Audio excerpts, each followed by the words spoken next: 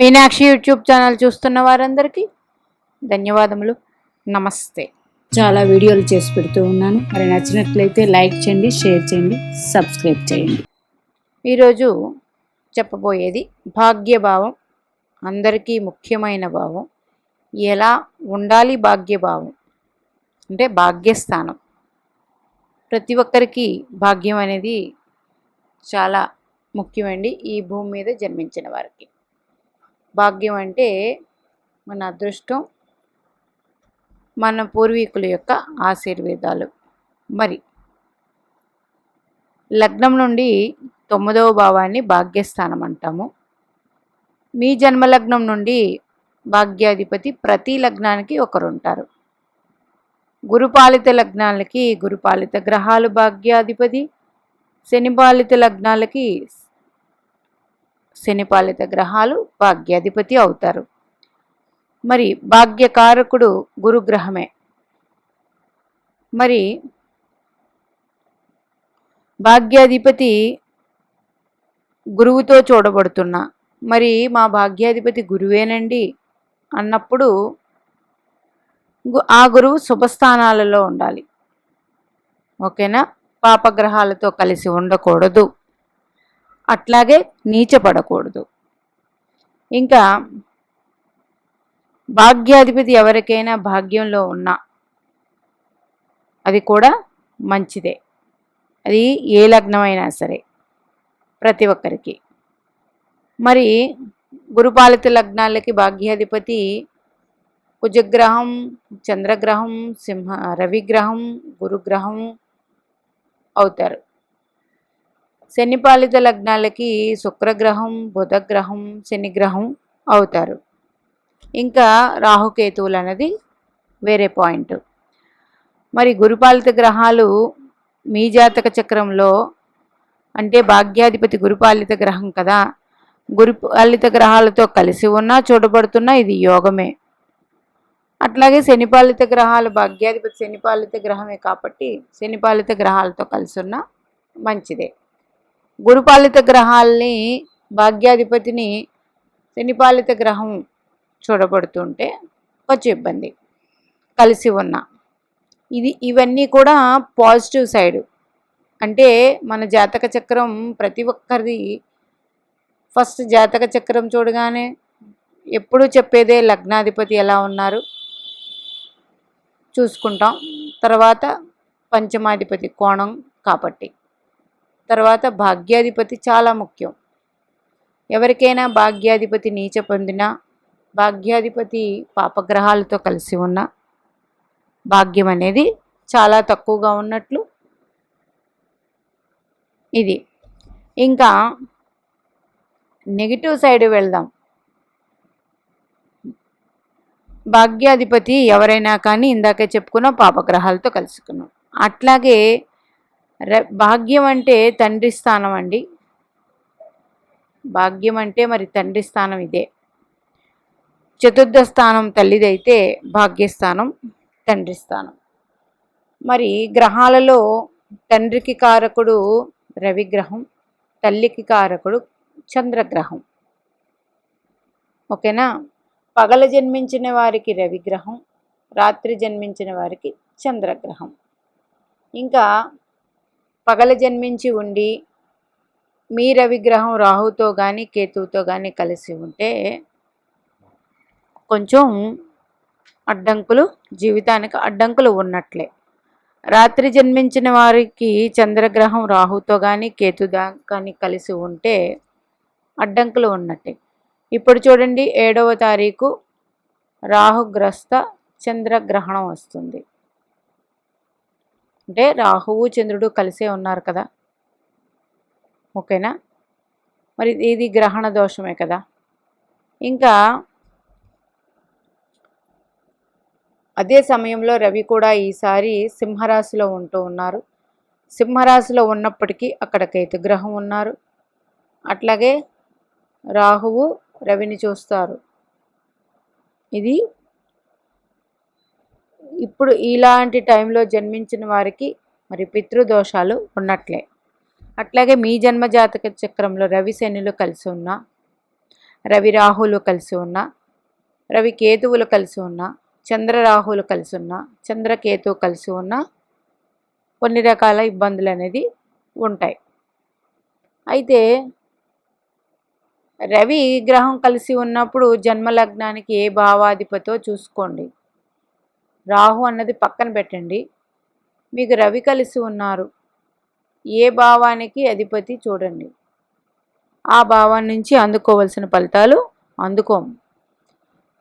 చంద్రుడు కలిసి ఉన్నారు రాహుతో కానీ కేతువుతో కానీ, అప్పుడు మీకు చంద్రుడు మీ జన్మలగ్నానికి ఏ భావాధిపతో చూడండి. జన్మలగ్నానికి తీసుకోండి, ఇక్కడ ఏ భావాధిపతో చూడండి. ఆ భావం నుండి ఇబ్బందులు ఉంటాయి.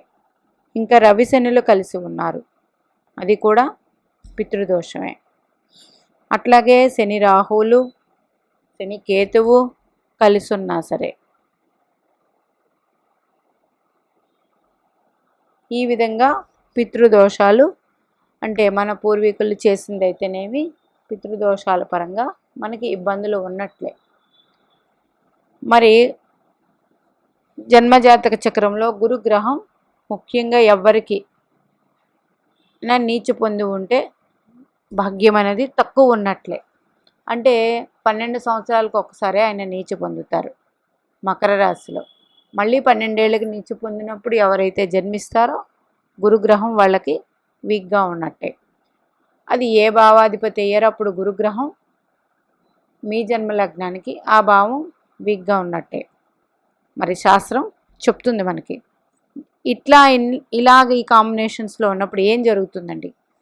జీవితంలో ఏ పని చేసినా ముందుకు వెళ్ళకపోవడం, ఎదుగుదల లేకపోవడం, వివాహాలకు ఆటంకం, సంతానానికి ఆటంకం, గృహయోగం లేకపోవడం, ఆరోగ్యం సరిగ్గా లేకపోవడం. ఇది భాగ్యం అనేది లేకపోతే. భాగ్యం బాగుంది అన్న వాళ్ళకి జీవితంలో అన్నీ సక్రమంగా సరైన టైంకి సరైన పద్ధతిలో అన్నీ వారికి సులువుగా అయిపోతూ ఉంటాయి పనులు. మరి ఏం చెయ్యాలండి భాగ్యం తక్కువ ఉంటే? ఇప్పుడు అయితే ప్రతి ఒక్కరూ పూజలు చేస్తూనే ఉన్నారు, కానీ ప్రొద్దున్నే చేయడం అనేది చాలా తక్కువైపోయింది. కాబట్టి రవిగ్రహం అనుగ్రహం పొందాలి. రవిగ్రహ అనుగ్రహం పొందాలి అంటే ప్రొద్దున్నే లేవడం, దైవారాధన చేసుకోవడం, ఆదివార నియమాలు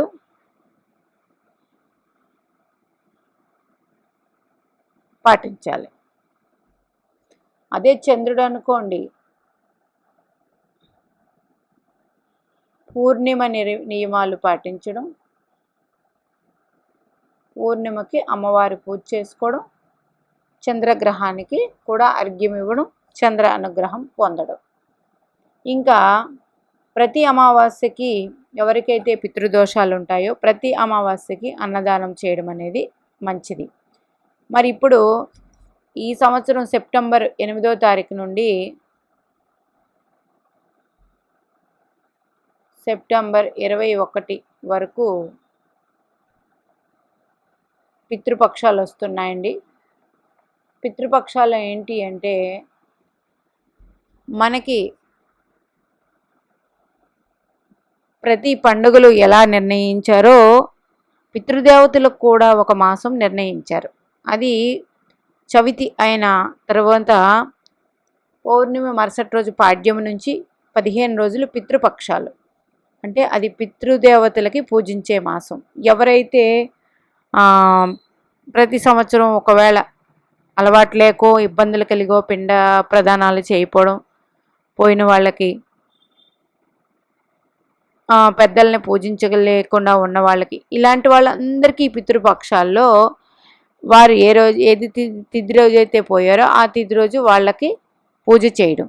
మరి మాకు తిథే తెలియదండి.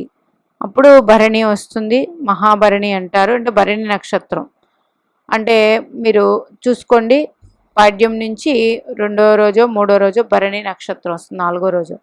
ఆ భరణి నక్షత్రం రోజు ఆ పితృదేవతలకు పూజ చేసిన, అలాగే అమావాస్య రోజు చేసిన ఇవి మంచి ఫలితాలు అందుకుంటారు. మాకు పితృపక్షాలు అలవాట్లేదండి, చెయ్యలేమండి, మాకు తెలియదండి అంటే కనీసం అన్నదానం చేయండి.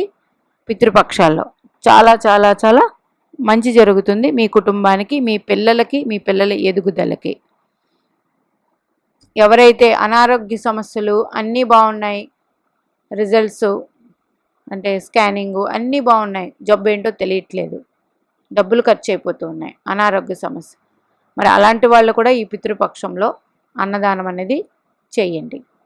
చేస్తే మంచి ఫలితాలు అందుకుంటారు. ఎందుకంటే భాగ్యభావం మరి అంత ముఖ్యమైనదండి. మన జన్మజాతక చక్రానికి మన పూర్వపుణ్యం పంచమ భావం చూపిస్తుంది, భాగ్యభావం కూడా చూపిస్తుంది. ఈ రెండు భావాల్లో ఏదైనా గ్రహాలు ఒకవేళ రవి రాహులు కలిసి ఉన్నా అట్లా ఉంటే అది కూడా పితృదోషమే. లేదు మీ భాగ్యాధిపతే వెళ్ళి రాహుతో కలిసి ఉన్నా, లేదు గురుగ్రహం నీచ పొందిన, లేదు మీ జన్మజాతక చక్రంలో గురువుతో గురువుని ఏదైనా పాపగ్రహాలు చూస్తున్నా, రాహు కానీ అట్లా ఇబ్బందులు అనేది 100% ఉంటాయి. ఎందుకంటే భాగ్యకారకుడు మరి గురుగ్రహమే. గురువు చాలా ప్రధానమైన వాడు మన జన్మజాతక చక్రానికి.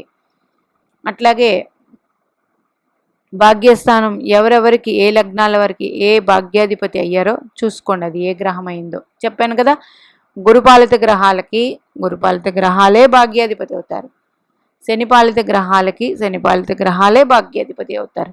మీ భాగ్యాధిపతి ఫస్ట్ ఎట్లా ఉన్నారు అనేది మీరు మీ జన్మజాతక చక్రం తీసి చూసుకోండి.